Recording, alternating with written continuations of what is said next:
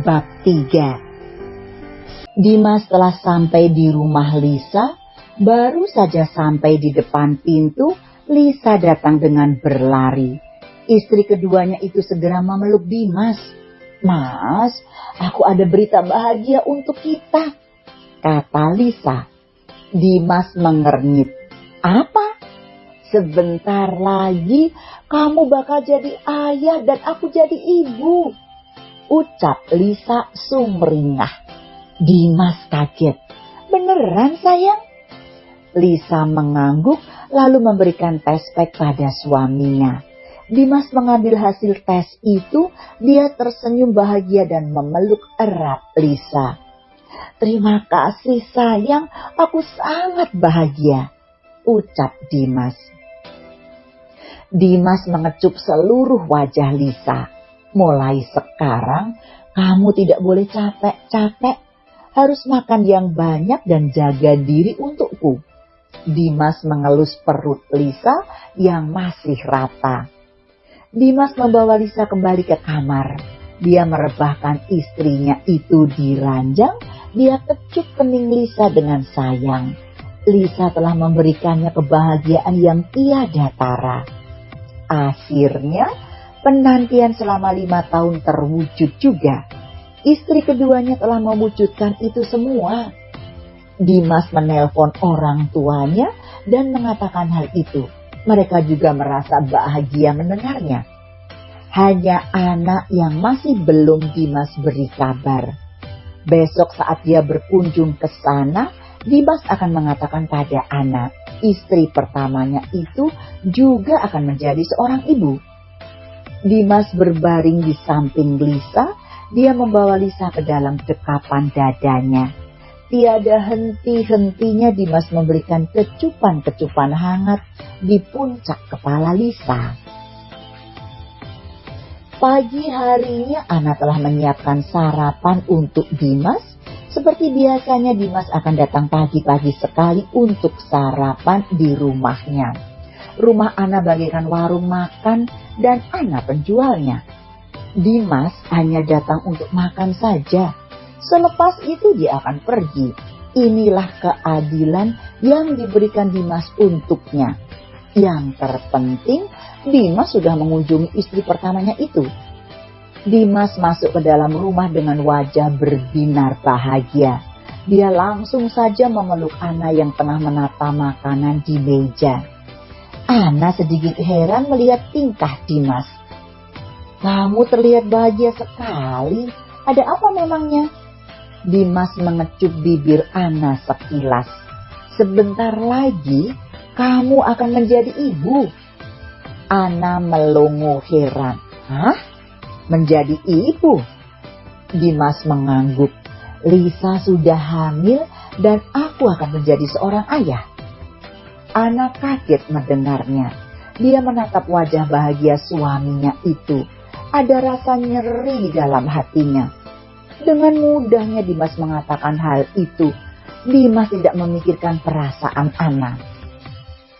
"Selamat untuk kalian berdua," ucap Ana. Ana langsung duduk di kursi dan sarapan. Dimas memperhatikan wajah istrinya yang tidak bahagia. Mana ada istri yang bahagia saat mengetahui suaminya menghamili wanita lain, meski yang dihamili adalah istri sendiri. Rasa sakit itu juga pasti ada. Rasa tidak terima sudah pasti mendera istri lainnya. Dimas menggenggam tangan Ana, lalu dia kecup tangan itu. "Kamu tidak bahagia dengan kehamilan Lisa?" tanya Dimas. "Yang hamil Lisa bukan aku. Untuk apa aku bahagia? Malah aku sakit hati mendengarnya," kecam Ana. Dimas mendelik mendengarnya. "An, kamu juga akan menjadi ibu." Ana memutar mata malas. "Ibu? Jangan konyol kamu." "An, anakku adalah anakmu juga. Aku akan membuat kamu bisa menjadi ibu. Aku akan mengatakan pada Lisa agar kamu yang merawat anak kami," tutur Dimas. "Berak!" Ana menggebrak meja makan. Dia mengepalkan tangannya akan perkataan yang diucapkan oleh Dimas. Ana memberi tatapan tajam pada suami yang tak berperasaan itu. Ana menunjuk wajah Dimas. "Kamu ingin aku jadi babysitter?" Ana berkilat marah. "Setelah kamu menjadikan rumahku tempat makanmu, lalu kamu akan menjadikan rumahku tempat penitipan bayi. Begitu maksud kamu, ha?" Hardik Ana. Dimas menggelengkan kepalanya. "Bukan itu maksud dari ucapanku. Dimas hanya ingin Ana turut mengurus bayi yang akan lahir itu. Dimas hanya ingin Ana juga merasakan bagaimana caranya menjadi seorang ibu." "An, bukan itu maksudku. Aku hanya ingin kamu turut merawatnya," ucap Dimas lembut. "Cukup, aku sudah muak denganmu," bentak Ana. Ana pergi meninggalkan Dimas. Dia keluar dari dalam rumah dan masuk ke dalam mobilnya. Kepala serta hati Ana sudah terbakar oleh perlakuan Dimas. Ana melajukan mobilnya membelah jalanan raya. Ana menghentikan mobilnya di sebuah taman kota.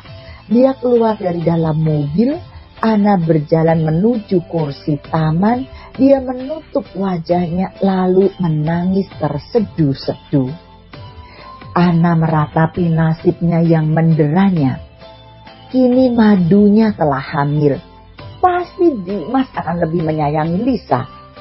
Dari awal pernikahan Dimas dan Lisa, Ana telah merasa tersingkir. Apalagi sekarang Lisa tengah hamil. Dimas sudah pasti akan melupakan dirinya. Ana menghapus air matanya. Dia tidak boleh lemah. Dia harus kuat menghadapi itu semua.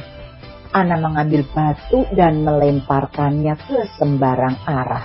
"Aku benci kamu, Dimas," pekik Ana. "Hei, kamu!" teriak seorang pria. Ana kaget akan teriakan dari seorang pria. Ana berjalan mundur ke belakang saat pria itu mendekat padanya. Pria itu memakai kaos olahraga. Dia kelihatan marah melihat Ana. "Berhenti kamu!" ucap pria itu. Pria itu mendekati Ana. Pria dengan postur tubuh tinggi tegap berwajah campuran.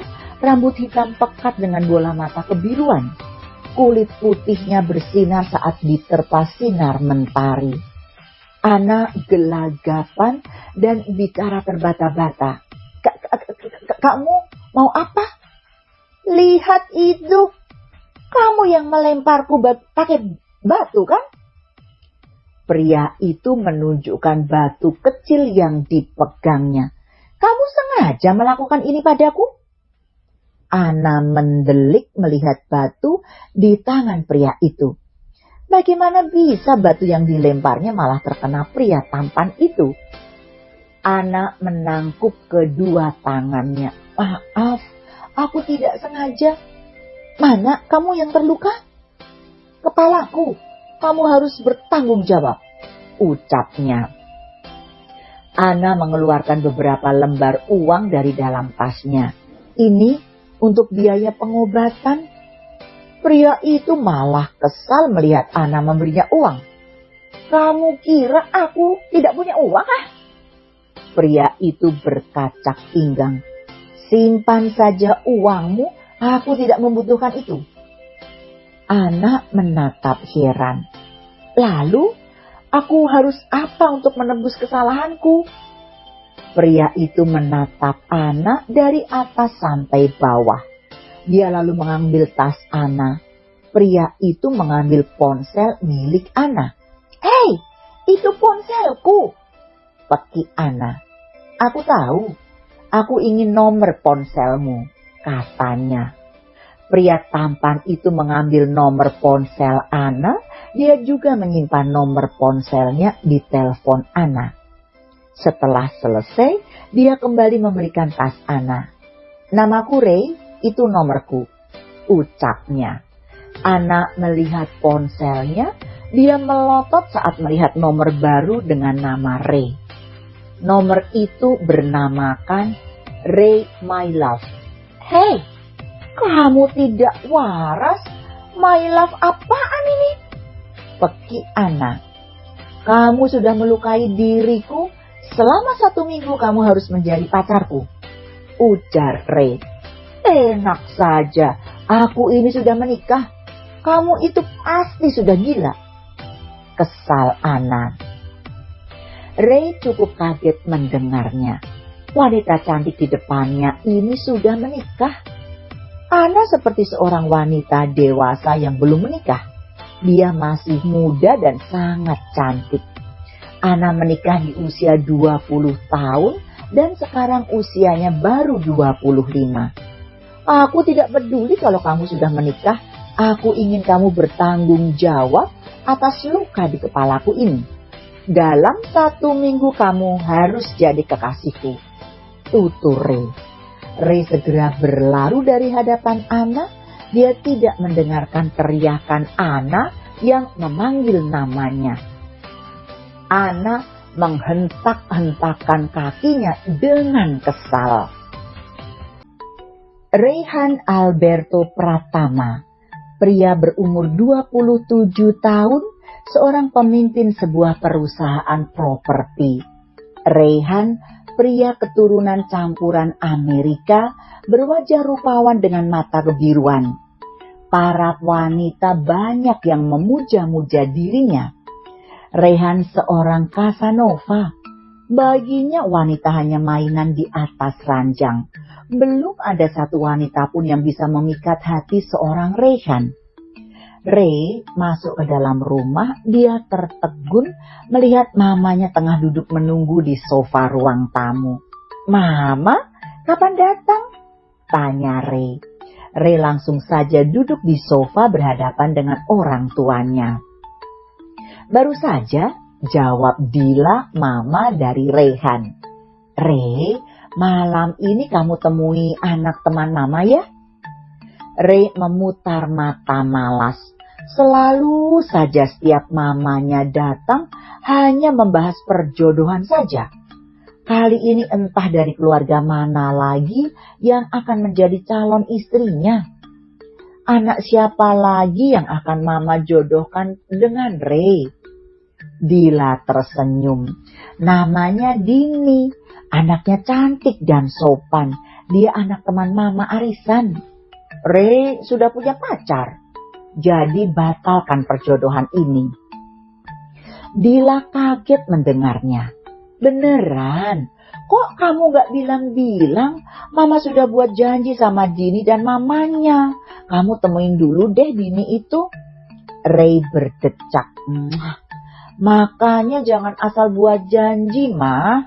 Nanti Ray akan urus yang namanya Dini itu." Dila bernafas lega mendengarnya. Syukurlah, Mama jadi tidak merasa malu karena ingkar janji. Ray bangkit dari duduknya. Dia berjalan menaiki anak tangga menuju kamar tidur. Ray masuk ke dalam kamar mandi untuk membersihkan diri. Ray keluar dari kamar mandi. Dia langsung mengambil ponsel dan menghubungi Ana. Ray mencoba mendial beberapa kali, tetapi Ana tidak mengangkatnya. Ray lalu mengirim sebuah pesan chat untuk Ana. Ray bersiap-siap untuk segera ke kantor dengan dibalut setelan jas mahal. Ray semakin mempesona. Siapapun akan tergila-gila oleh pesona seorang Ray. Saat ini Ana tengah sibuk mendesain sebuah gaun. Dia tidak menghiraukan panggilan telepon yang berdering dari tadi. Dia asyik dengan pekerjaannya. Dengan sibuk bekerja, akan sedikit mengurangi rasa sakit hatinya pada Dimas.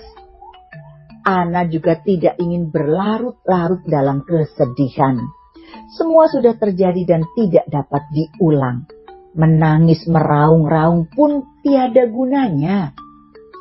Ana meregangkan otot-otot pinggang dan tangannya. Ada 2 gaun yang dia buat untuk hari ini. Ana tersenyum puas dengan hasil karyanya sendiri. Ana meraih ponselnya di dalam tas. Ada banyak sekali panggilan telepon dan chat dari nomor bertuliskan nama Regila. Ana sudah mengganti nama Ray My Love menjadi Regila. Ana membaca satu persatu pesan yang dikirim oleh Ray. Pria itu ingin Ana menemui dirinya. Ana menghapus semua pesan yang dikirim oleh Ray. Tiada satu pesan pun yang dia balas. Ana malas untuk meladeni pria seperti Ray itu. Ana mencoba menelpon Dimas suaminya. Sudah lama sekali dia tidak makan siang bersama Dimas. Ana mendial nomor suaminya itu. Beberapa saat barulah Dimas mengangkatnya. Mas, kita makan siang bareng yuk? Ana, boleh. Kita makan bertiga sama Lisa? Dimas. Ana tertegun mendengarnya. Selalu saja ada Lisa. Apa suaminya itu tidak lagi memandangnya? Kapan Dimas bisa menghabiskan waktu bersamanya lagi? Waktu di mana hanya ada Ana dan Dimas. Ana juga baru menyadari bahwa Dimas bukan miliknya seorang. Dia harus berbagi dengan wanita lain. Lupakan saja, aku makan siang sendiri saja. Ana langsung mematikan sambungan telepon Dimas. Di sisi lain Dimas mengerti dengan keadaan Ana. Dia juga tidak mungkin membiarkan Lisa makan siang sendirian. Dimas ingin selalu menjadi suami siaga untuk Lisa. Apalagi Lisa masih bekerja dalam keadaan hamil. Dimas juga ingin mendekatkan Ana dan Lisa. Dimas ingin kedua istrinya saling mendukung dalam satu hal. Dia ingin keduanya hidup rukun. Seperti kebanyakan rumah tangga yang melakukan poligami. Saat Lisa hamil maka Ana bisa merawat anaknya. Kedua istrinya bisa menjadi seorang ibu. Namun sayang Dimas salah dalam mengambil sikap. Dimas tidak adil dalam membagi waktu. Meski Dimas setiap hari mengunjungi istri tuanya. Namun Dimas tidak pernah tidur di rumah Ana setelah dia menikah lagi. Lisa tersenyum menghampiri suaminya. Mas, ayo pergi makan siang. Dimas tersenyum lalu meraih tangan Lisa. Ayo kita makan di resto dekat kantor saja ya. Para karyawan kantor tempat Dimas dan Lisa bekerja tidak ada yang tahu kalau Dimas menikah dengan Lisa. Mereka hanya tahu Ana sebagai istri dari Dimas. Para teman kerja kantor Dimas hanya tahu kalau Dimas dan Lisa hanya rekan kerja saja. Meski mereka sering kadang menggosipkan kedekatan antara Lisa dan Dimas, namun Dimas dan Lisa tidak menghiraukannya. Ray sekali lagi menelpon Ana. Lagi-lagi Ana tidak mengangkat telepon darinya. Ray berdecak kesal. Baru kali ini ada wanita yang mengabaikan dirinya.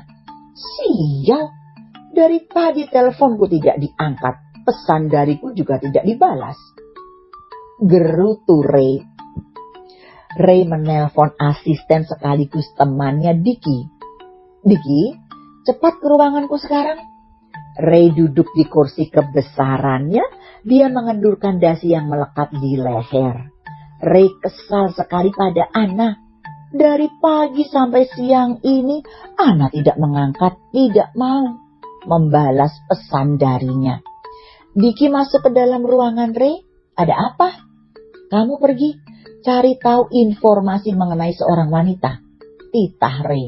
Siapa? Tanya Diki. Wanita itu. Ray menghentikan ucapannya. Dia sendiri belum tahu nama dari wanita yang dia telepon dan chat. Ray menepuk jidatnya. Saat di taman Ray hanya mengambil nomor ponsel Ana. Dia sendiri tidak bertanya siapa nama wanita itu. Ray hanya memberitahu namanya saja saat itu. Aku tidak tahu namanya. Aku hanya punya nomor ponselnya saja, kata Ray. Ray memberikan ponselnya pada Diki. Teman sekaligus asistennya itu lalu menyalin nomor ponsel Ana ke dalam telepon genggam miliknya. Aku akan cari tahu secepatnya. Tapi siapa cewek ini? Tanya Diki. Kekasihku, jawab Ray. Kekasih apa? Diki tidak kuasa menahan tawannya. Nama kekasih sendiri saja tidak tahu. Ini pacar atau teman kencan semalammu? Rehan terlihat kesal. Sudah cepat cari sana. Oke, akan aku cari sekarang juga, jawab Diki. Diki keluar dari ruangan Rehan, dia masuk ke dalam ruangannya sendiri. Diki mulai membuka laptop lalu mencari tahu informasi mengenai Ana. Cukup lama Diki mengotak-atik laptop miliknya. Diki memang seorang hacker. Baginya mencari informasi mengenai seseorang sangatlah mudah. Diki membelalakkan akan informasi yang dia terima. Apa Rehan tidak salah? Wanita ini sudah menikah.